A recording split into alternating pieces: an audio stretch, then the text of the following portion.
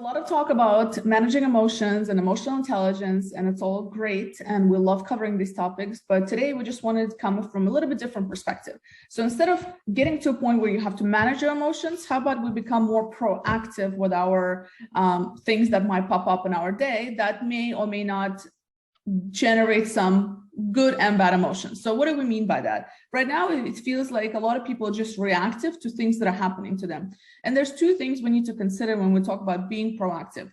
And it really has to do with your mind and body. And I think these are the basics we continue to neglect as society. And Yvonne, you know me, I have a big agenda for this, is that we just need to get back to basics in a lot of things that we're doing.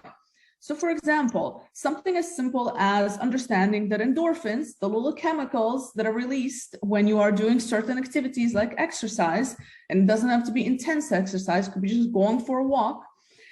These chemicals release, and these chemicals help us manage stress and depression and just put us in a much better mood. Hi guys, Elena here from Western. If you're enjoying this episode, please make sure to hit the subscribe button to stay up to date on weekly new videos that we have coming out on personal and professional development topics. Also, feel free to send your questions and engage with us and comment in the YouTube videos in the comments section below. Now back to the episode. Mood. I have yet to meet somebody who was in a worse mood when they went for a walk versus, or when, you know, by going for a walk or by exercising. I really don't know anybody who felt bad after a good workout or some kind of physical activity. And that is because it's just chemicals that are being released. And when you're able to start your day off, for example, even plug this in throughout your day, a quick little walk or whatever exercise, your choice of exercise, it really kind of puts you in a better mood, which means that you're probably going to be able to manage things that are coming into your way. Because when you are, you know, again, like when you have good feel good chemicals that are released, if something comes your way that might not be, you know, positive in that day, you're probably going to be able to manage it a lot better. There's a reason why so many people, when you will look at top performers, top athletes, top business leaders, etc., exercise is something they make time for. There's obviously something to it. And part of it is just the chemistry of our body. So taking a moment to just do that and reflect how you can incorporate it in your day is essential. The other part is, again, the basics. What are we putting inside our bodies? Really choosing, you know, healthy whole foods versus processed foods. And that is because, Yvonne, in our brain, we have over 100 million or something of 100 billion of neurons, right? Not a scientist, but this is the research that's out there. Over 100 billions of neurons in our gut, in our stomachs.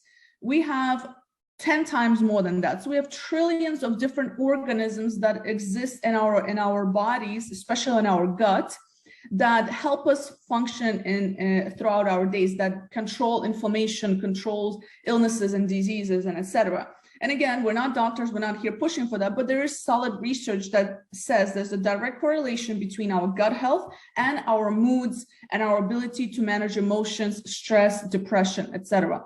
So when we're eating foods that are really bad for us, like processed foods that are high in carbs, sugar, etc., it destroys the good bacteria that is designed to help us, again, to protect us. And so the more bad food we eat, the more we destroy the bacteria, and then thus it leads to illness, inflammation, and a number of other things. And again, it impacts our mood. So if we just were to look at these two things, exercise and just eating whole foods, I'm not saying do it perfect 100% of the time, but find ways that you can slowly incorporate daily some whole foods, a little bit of movement into your day, probably going to make a world of a difference when it comes to managing emotions.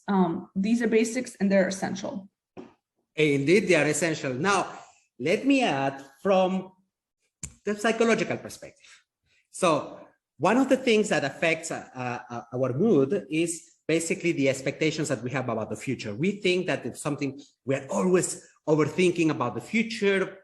Are we going to be more happy? This is what is going to happen the next time that I'm going to meet someone.